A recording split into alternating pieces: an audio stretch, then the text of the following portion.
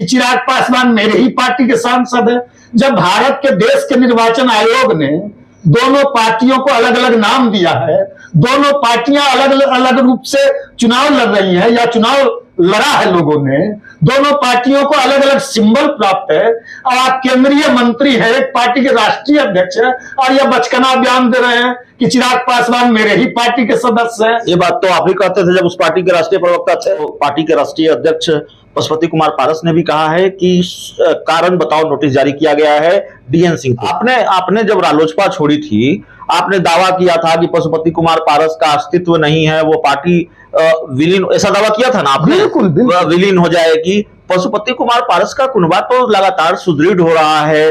चिराग पासवान की पार्टी को छोड़कर या वहां से निकाले गए लोग उनकी पार्टी को ज्वाइन कर रहे हैं। अभी राष्ट्रीय प्रवक्ता बनाई गई हैं देवजानी मित्रा, वो प्रदेश प्रवक्ता थी, और लगातार बिहार में एक्टिव है पशुपति कुमार पारस। ठीक है, आपके दावे में दम है? ठीक है, जिस तरह के प्रवक्ताओं को जमा करके वह खुश हो रहे हैं, उनकी खुशी उनको मुबारक।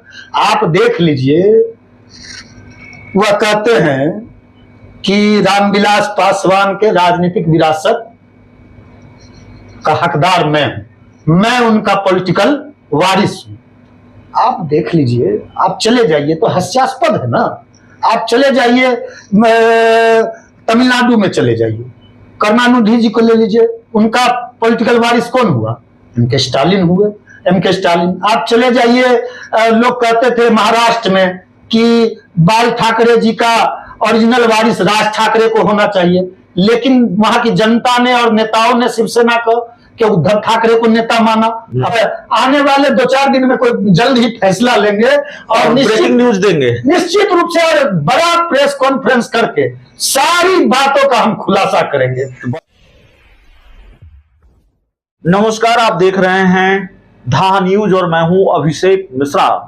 बिहार में विधान परिषद की 5 सीटों पर चुनाव होने वाले हैं, और विधान परिषद की इन 5 सीटों पर हो रहे चुनाव को लेकर एक बड़ी खबर है, और ये बड़ी खबर देंगे राष्ट्रीय लोक जनशक्ति पार्टी के पूर्व राष्ट्रीय प्रवक्ता श्रवण अग्रवाल। हमारे साथ खुद मौजूद हैं। श्रवण जी, बहुत भूमिका नहीं बांधेंगे, सीधे आपसे सवाल पूछेंगे, क्या बड़ी खबर देने जा रहे हैं आज? बड़ी खबर नहीं है जी। राष्ट्रीय लोजपा के राष्ट्रीय अध्यक्ष जो आदरणीय प्रधानमंत्री नरेंद्र मोदी जी के नेतृत्व में कैबिनेट मंत्री हैं केंद्र में, उनके द्वारा इधर लगातार 2 बार प्रेस कॉन्फ्रेंस करके, कल भी उन्होंने कहा कि हम 5 सीट पर भारतीय जनता पार्टी के उम्मीदवार को हमारी पार्टी का समर्थन रहेगा। गया में स्नातक निर्वाचन क्षेत्र का चुनाव है, शिक्षक निर्वाचन क्षेत्र का भी चुनाव है बिहार विधान परिषद का, और लगातार पशुपति कुमार पारस जी भारतीय जनता पार्टी से अपने उम्मीदवार के लिए वह सीट मांग रहे थे। उनका उम्मीदवार कौन? उनका उम्मीदवार प्रोफेसर डीएन सिन्हा, जो पिछले बार भी चुनाव लड़े थे, और पशुपति कुमार पारस जी लगातार दिल्ली में लॉबी कर रहे थे भारतीय जनता पार्टी के नेताओं के बीच कि यह सीट गया के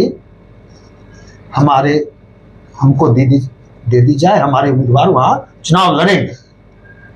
लेकिन पशुपति कुमार पारस जी को भारतीय जनता पार्टी ने वह सीट नहीं दिया। उसके बाद जो राष्ट्रीय लोक जनशक्ति पार्टी के जो बुद्धिजीवी प्रकोष्ठ के प्रदेश अध्यक्ष हैं, जिनके लिए वह टिकट मांग रहे थे, सीट मांग रहे थे, और राष्ट्रीय लोक जनशक्ति पार्टी के नेता हैं, उन्होंने अपना नामांकन निर्दलीय प्रत्याशी के रूप में पशुपति कुमार पारस जी से सहमति लेकर निर्दलीय प्रत्याशी के रूप में कर दिया। और कहीं न कहीं से उनको चुनाव लड़ने में और लड़ाने में पशुपति कुमार पारस जी की अपरोक्ष रूप से सहमति है। उन्हीं से सहमति लेके वो निर्दलीय नहीं, उस पार्टी का बयान आ गया है, उस पार्टी ने कहा है, रालोसपा ने कहा है, उनके एक प्रवक्ता से भी हमारी बात हुई, और मुझे ठीक से जानकारी हो तो पार्टी के राष्ट्रीय अध्यक्ष पशुपति कुमार पारस ने भी कहा है कि कारण बताओ नोटिस जारी किया गया है डीएन सिंह को। नहीं नहीं नहीं नहीं नहीं, आज जब हमने 2 घंटे पहले इस सवाल को उठाया तो इस सवाल की जानकारी उनको किसी निजी सोशल मीडिया के चैनल ने जाके, जब यह सवाल हमने आज उठाया तो वह आज पटना प्रवास पे थे, है ना, और हमको जानकारी मिली कि वो अभी दिल्ली गए पारस जी। तो उन्होंने मौखिक रूप से कोई चिट्ठी नहीं दिखाई। कब 100 कॉज जारी किया गया, 100 कॉज जारी किया गया तो 100 कॉज की चिट्ठी जो ऑफिस में उसकी कॉपी भी होगी, वह चिट्ठी भी उन्होंने प्रेस को नहीं दिखाया। आपको दिखाया कि नहीं दिखाया, जब यह आप सवाल उठा रहे हैं कि उनके प्रवक्ता ने नहीं दिखाया, बयान दिया है कि 100 कॉज हुआ। नहीं नहीं नहीं नहीं, 100 कॉज मौखिक थोड़ी होता है, 100 कॉज तो लिखित ना होता है। 100 कॉज की चिट्ठी दी जाती है तो उसका कॉपी तो होगा। नहीं, श्रवण अग्रवाल जी, कुल मिलाकर आप ये कहने की कोशिश कर रहे हैं या ये कह रहे हैं कि पशुपति कुमार पारस ने डीएन सिंह के कंधे पर बंदूक रखकर बीजेपी के साथ खेला किया इस विधान परिषद के चुनाव में? निश्चित रूप से। देखिए, मुंह में राम बगल में छुरी। एक तरफ तो वो कह रहे हैं कि भारतीय जनता पार्टी के सभी उम्मीदवारों का समर्थन रहेगा, ऐसे उनके पास, पारस जी के पास कोई वोट उठ है नहीं। यह चुनाव देखिए, कहीं ग्रेजुएट लोग, स्नातक निर्वाचन क्षेत्र का चुनाव है तो पढ़े लिखे लोग का, और वो शिक्षक निर्वाचन क्षेत्र में शिक्षक लोग, उनका कोई वोट भाट है नहीं पारस जी का। लेकिन पारस जी नहीं कहता है घर में नहीं दाने, अम्मा चली भुनाने, तो ठीक है, वह समर्थन दे रहे हैं, वो बहुत बड़े जनाधार वाले नेता हैं, समर्थन दे रहे हैं, लेकिन कम से कम अपने उम्मीदवार को अभी तक उन्होंने ना दल से निष्कासित किया, बुद्धिजीवी प्रकोष्ठ के ना प्रदेश अध्यक्ष से हटाया।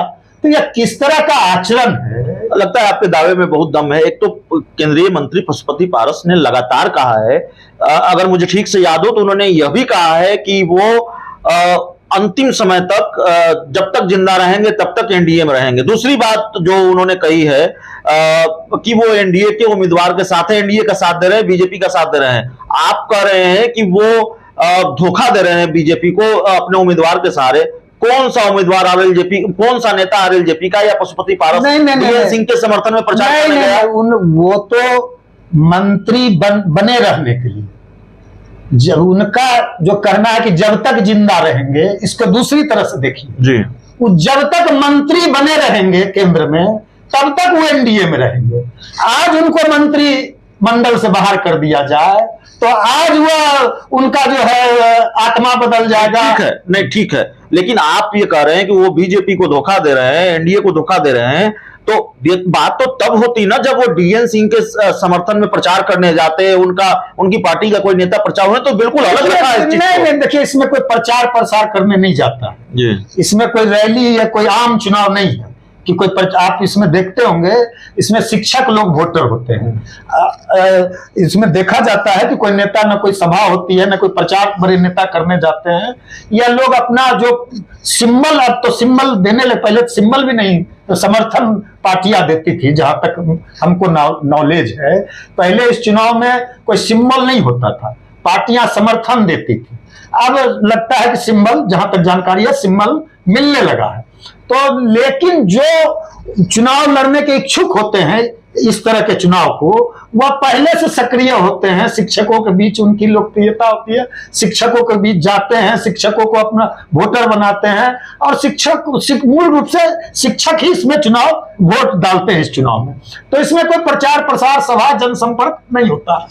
आपने जब रालोसपा छोड़ी थी, आपने दावा किया था कि पशुपति कुमार पारस का अस्तित्व नहीं है, वो पार्टी विलीन, ऐसा दावा किया था ना आपने? बिल्कुल विलीन हो जाएगी। पशुपति कुमार पारस का कुनबा तो लगातार सुदृढ़ हो रहा है। चिराग पासवान की पार्टी को छोड़कर या वहां से निकाले गए लोग उनकी पार्टी को ज्वाइन कर रहे हैं। अभी राष्ट्रीय प्रवक्ता बनाई गई हैं देवजानी मित्रा, वो प्रदेश प्रवक्ता थी, और लगातार बिहार में एक्टिव है पशुपति कुमार पारस। ठीक है, आपके दावे में दम है? ठीक है, जिस तरह के प्रवक्ताओं को जमा करके वह खुश हो रहे हैं, उनकी खुशी उनको मुबारक। आप देख लीजिए, वह कहते हैं कि रामविलास पासवान के राजनीतिक विरासत का हकदार मैं उनका पॉलिटिकल वारिस हूं। आप देख लीजिए, आप चले जाइए तो हास्यास्पद है ना। आप चले जाइए तमिलनाडु में चले जाइए, करुणानिधि जी को ले लीजिए, उनका पॉलिटिकल वारिस कौन हुआ? एम.के. स्टालिन हुए, एम.के. स्टालिन। आप चले जाइए, लोग कहते थे महाराष्ट्र में कि बाल ठाकरे जी का ओरिजिनल वारिस राज ठाकरे को होना चाहिए, लेकिन वहां की जनता ने और नेताओं ने शिवसेना को कि उद्धव ठाकरे को नेता माना, अपना वारिस माना। अब चले आइए उत्तर प्रदेश, उत्तर प्रदेश में लोग कहते थे, और उनके उत्तर प्रदेश में अखिलेश यादव के चाचा जी कहते थे, वहां भी एक चाचा है, वो कितने दिनों तक उन्होंने अपनी पार्टी भी बनाई और कितनों दिनों तक सरवाइव किए। अभी पुनः हुआ, उन्होंने अपना नेता अखिलेश यादव को माना, वो भी कहते थे कि मुलायम सिंह यादव का राजनीतिक वारिस मैं हूं। आप चले जाइए वहां आंध्र प्रदेश, वहां राजशेखर रेड्डी जी, उनका पॉलिटिकल वारिस कौन हुआ? उनका पुत्र जगनमोहन रेड्डी। आप चले आइए बिहार में, लालू यादव का पुत्र राजनीतिक उत्तराधिकारी कौन हुआ? तेजस्वी यादव। आप चले जाइए झारखंड में, शिबू सोरेन जी का राजनीतिक उत्तराधिकारी कौन हुआ? हेमंत सोरेन। तो निश्चित रूप से, और चिराग जी तो अपना काम कर रहे हैं, ये तो आते हैं दिन रात चिराग चिराग चिराग चिराग। 2 साल हो गया पार्टी तोड़े हुए, 2 साल हो गया दल तोड़े हुए। अब कहते हैं, अब आज भी वो बोल रहे थे, हमने सुना किसी चैनल पे कि चिराग पासवान मेरे ही पार्टी के सांसद है। जब भारत के देश के निर्वाचन आयोग ने दोनों पार्टियों को अलग अलग नाम दिया है, दोनों पार्टियां अलग अलग रूप से चुनाव लड़ रही हैं या चुनाव लड़ा है लोगों ने, दोनों पार्टियों को अलग अलग सिंबल प्राप्त है, और आप केंद्रीय मंत्री हैं, एक पार्टी के राष्ट्रीय अध्यक्ष हैं, और यह बचकाना बयान दे रहे हैं कि चिराग पासवान मेरे ही पार्टी के सदस्य हैं। ये बात तो आप ही कहते थे जब उस पार्टी के राष्ट्रीय प्रवक्ता थे। नहीं नहीं, उस समय चुनाव आयोग के उस समय जो हमको पारस जी ने कहा, पारस जी ने कहा, पारस जी का ये कथन था। उस समय हम कहते थे, मान लीजिए हम जो कहेंगे वही पारस जी आज कह रहे हैं। यानी हम ही से बुद्धि लेके पारस जी कहते थे। पारस जी को तो सोचना नहीं चाहिए, हमारी बात को तो छोड़िए। श्रवण अग्रवाल का क्या करने जा रहे हैं, श्रवण अग्रवाल के बारे में भी बहुत खबर है, और श्रवण अग्रवाल जिस तरह की बात करते हैं, इस तरफ की इस तरफ से कोई छोड़ता है उस तरफ जाता है। यानी चाचा की पार्टी छोड़कर भतीजे की पार्टी में, भतीजे की पार्टी छोड़कर चाचा की पार्टी में। श्रवण अग्रवाल क्या करने जा रहे हैं, खबर है आपके बारे में? अरे जब तक ये पारस जी, आदरणीय पारस जी केंद्र में मंत्री हैं, तभी तक इनकी पार्टी है, तभी तक इनका पार्टी पौवा, इनका दुकान चल रहा है। जिस दिन ये मंत्रिमंडल से बाहर निकाले गए, अब तो ऐसे भी तो कहते हैं कितना दिन अब उम्र, अब उनका 19 जुलाई 1952 उनका बर्थ है, एक मतलब सर्टिफिकेट 71 वर्ष तो ऐसे हो गया, लेकिन हमको जानकारी है 75 वर्ष उनका, 3-4 साल सर्टिफिकेट इससे हम तो बहुत नजदीक थे, वो बड़े, तो ऐसे भी 74-75 के वो हो गए। अब तो उनके चला चली की बेला है। अब देखिए राष्ट्रीय अध्यक्ष वो पार्टी क्यों तोड़ा था उन्होंने? एक महत्वपूर्ण सवाल है अभिषेक जी। उन्होंने कहा था कि चिराग पासवान जी, एक व्यक्ति एक पद होना चाहिए, यही उन्होंने बड़ी प्रमुखता से इस बातों को उछाला था, और इस बातों को मीडिया के सामने, आम लोगों के सामने रखा था कि एक पद एक व्यक्ति का फार्मूला हमारे लोक जनशक्ति पार्टी के संविधान में है। आप केंद्र में केंद्रीय मंत्री हैं पार्टी की, आप बोलते हैं हमारे साथ 5 सांसद हैं, आप 5 सांसद के बल पे केंद्र में मंत्री हैं, आप पार्टी के राष्ट्रीय अध्यक्ष हैं, आप दलित सेना के राष्ट्रीय अध्यक्ष हैं, 3-3 पद पे हैं, आप 2 साल हो गए पार्टी तोड़े हुए। पार्टी के राष्ट्रीय अध्यक्ष के रूप में आप किसी भी जिला में, मैं चुनौती देता हूं, चुनौती देना अच्छी बात, मैं वो हमसे उम्र में काफी बड़े हैं, चुनौती बात मैं वापस लेता हूं, लेकिन मैं ये जानना चाहता हूं उनसे कि राष्ट्रीय अध्यक्ष के रूप में आप किसी जिला में गए? चिराग पासवान जी तो जब से चिराग पासवान जी तो गांव गए, पंचायत गए। आप पारस जी आए तो पारस जी जिस समय प्रेस कॉन्फ्रेंस हुई, आप लोग पारस जी से सवाल पूछे तो उनसे केवल बिहार में 40 जिला का नाम पूछ लीजिए, 40 जिला का वो नाम बता दें।